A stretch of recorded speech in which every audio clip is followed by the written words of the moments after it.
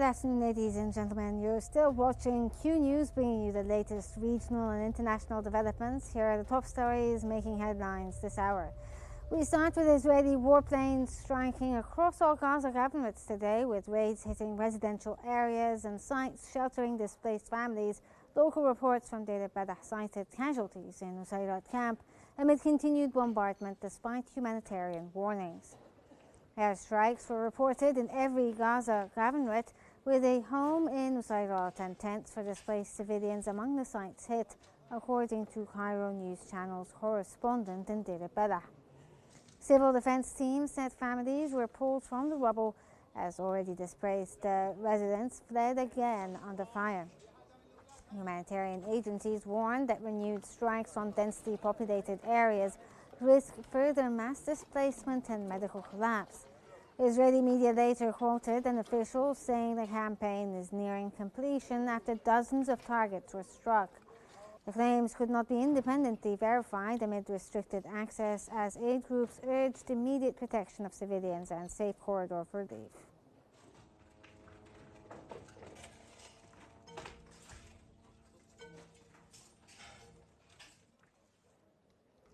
President Donald Trump said that the U.S. brokered Gaza ceasefire remains intact despite deadly Israeli strikes, defending Israel's right to respond to an attack that killed a soldier and warning Hamas of an inevitable end if it defies the peace plan. Speaking on his Asia tour, President Trump reaffirmed that the ceasefire framework stands even as Israel carried out airstrikes following the death of a soldier.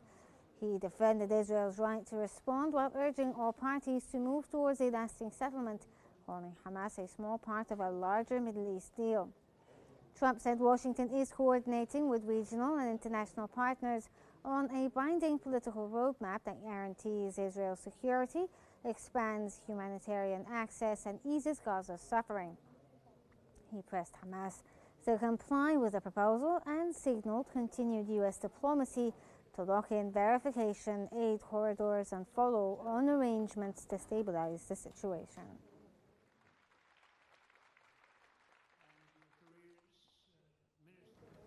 Head of the International Organization for Migration Mission in Sudan, Mohammed Rifat, has revealed that about 33,000 people fled El-Fasher in Darfur, with 72 hours after the city fell to the rapid support forces.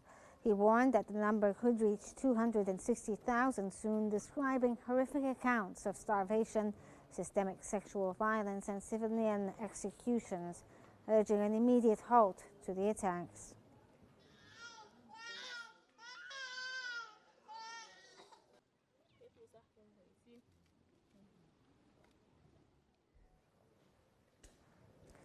President Donald Trump said that the United States stands ready to assist Jamaica after Hurricane Melissa, which made landfall near New Hope with 185 miles an hour winds before weakening to a Category 3 and moving on to slam Cuba today.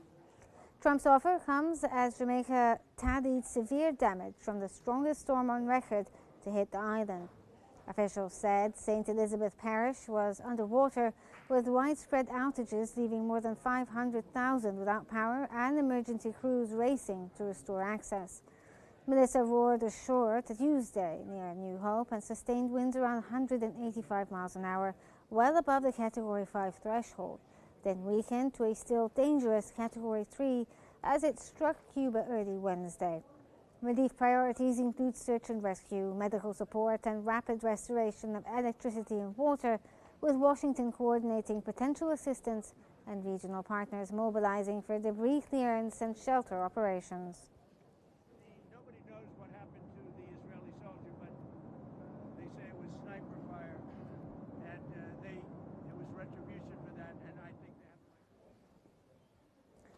Austria will broaden its anti-drone strategy, Defense Minister Claudia Tanner said in Vienna, pledging stronger detection, disruption, and defeat capabilities, a shared forum for involved agencies, and faster integration with Europe's Sky Shield. Tanner said the Austrian armed forces, early adopters of the Sky Ranger system, will expand layered counter-UAS measures while pushing rapid implementation of the European Sky Shield missile defense project to better protect national airspace. The initiative responds to drone threats that now extend beyond war zones to espionage and sabotage. State Secretary Jörg Leichtfried warned no country is immune, while NEO's leader Yannick Shetty urged cross-border data sharing under European protection programs.